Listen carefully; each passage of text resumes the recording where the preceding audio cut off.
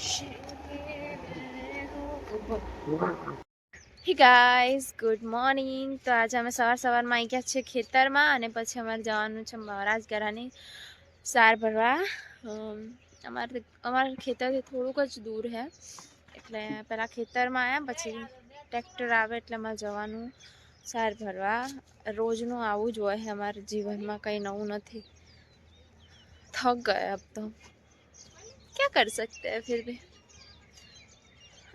Take a chill feel. कोई बात नहीं, चलो जे છે આ છે વાસ્તવિક જીવન.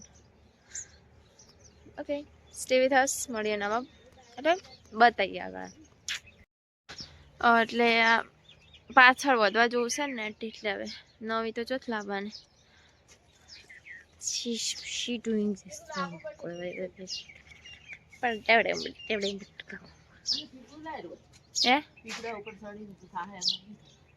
લાવ હેડ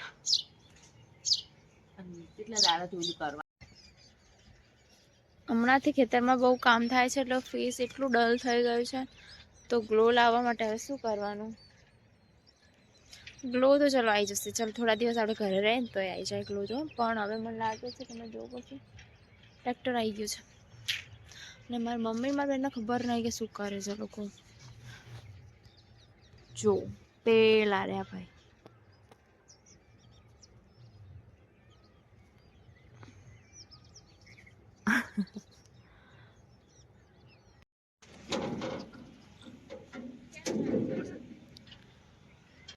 છે બંધાઈ જાય પછી આપણે ચાલુ કરીએ. ત્યાં સુધી મેં અને મમ્મી બોરો ભરી દીધો છે. કઈ કામ ચાલુ થઈ ગયું છે જુઓ તમે.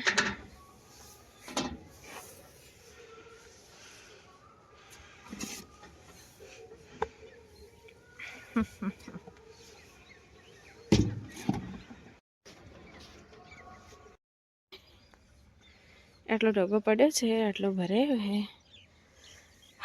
ચાલુ છે અને ઓહો बहुत गर्मी है भाई साहब. હવે ખબર નહીં પડતી કે લોકો મજૂરી કેમ નથી જતા. અમને કોઈ મજૂર કેમ નથી મળતું. હવે ખબર પડે છે કે કેમ કેમ कुछ भी बकवास करते रहते हैं लड़की.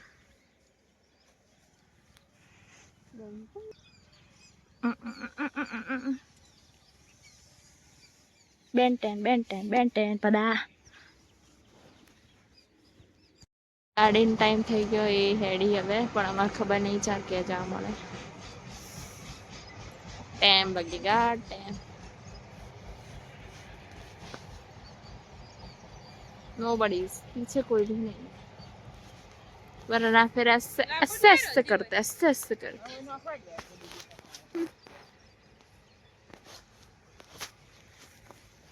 गाइस आ बीजी रेलगाड़ी હેડી. જે લોકો ફાટકે ઊભા હશે ને એ બહુ કંટાળ્યા હશે. આગળ બે હેડી અને આ ત્રીજી અને આગળ વાળે તો એટલી સ્લો હોતી ને. કોઈ વાત નહીં, ચલો હમે क्या હા कोरी थोड़ी કરીને ભરાઈ જો. હવે मेरी बहन बहुत थक गई है. જો પતી ગયું જુઓ 11 વાગ્યા પણ. હા ગાઈસ દેખો બપોરના 12 વાગ્યા છે एक्चुअली. હા અને મારી બેને જમ્યું નહીં.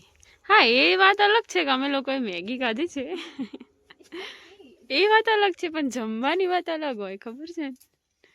હા હવે આ ટોલું ખાલું કરવાનું છે. જો હાડોલી કર્યું તોય નહીં પડ્યું કારણ કે થોડું હવાયું હતું ને ઉપરથી મેં દબાયું એટલે ડબલ મજૂરી કરવી પડશે. બાકી જો ટ્રેક્ટર તો હાડોલી મોડમાં જ પડ્યું છે. લેહેડ અમે આવી જવે. હા ગાઈસ તો અમે બધું કામ બતાવીને ઘરે આવી ગયા. ઘરે આવીને જમી લીધું, નાહી લીધું અને એક ઓર્ડર માટે જવાનું છે એટલે આપણે મોડા મળીશું. Okay bye. હે ગાઈસ તો બપોરે ઘણું બધું કામ કરી લીધું. જો એના પછી ઓર્ડરમાં જઈને આવ્યા. એના પછી મારી બેનને લેટ થાય એવું હતું તો હું આવી ગઈ અને હું ગઈ ખેતરે ઘણું બધું કામ પતાવી દીધું અને ખેતર બી કર્યા કારણ કે હવે કાલે બાજરી વાવવાની છે. તો બસ એવું બધું કામ હતું. તો હું ને મારી મમ્મી ગયા હતા ખેતરમાં અને મારા બેન ઘરે હતા. એમની ડ્યુટી એમનું કામ હતું. અને મસ્ત ચટણી બનાવી છે કેરીની. એટલે એમાં તક્ષુ ચટણી કેરીની ચટણી ખાવાય છે. હે ને તક્ષુ?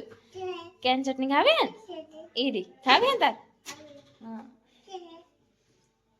ઈરી પછી બતાડું આપે ખાવા ભાઈ. ઓકે ગાઈસ, તો અમે લોકો જમી લઈએ ત્યાં સુધી તમે વિડીયોને લાઈક અને શેર કરો, ચેનલને સબસ્ક્રાઇબ કરો. બાય, મળીએ નવા બ્લોગમાં. ત્યાં સુધી અમને જોતા રહો અને સપોર્ટ કરતા રહો. બાય.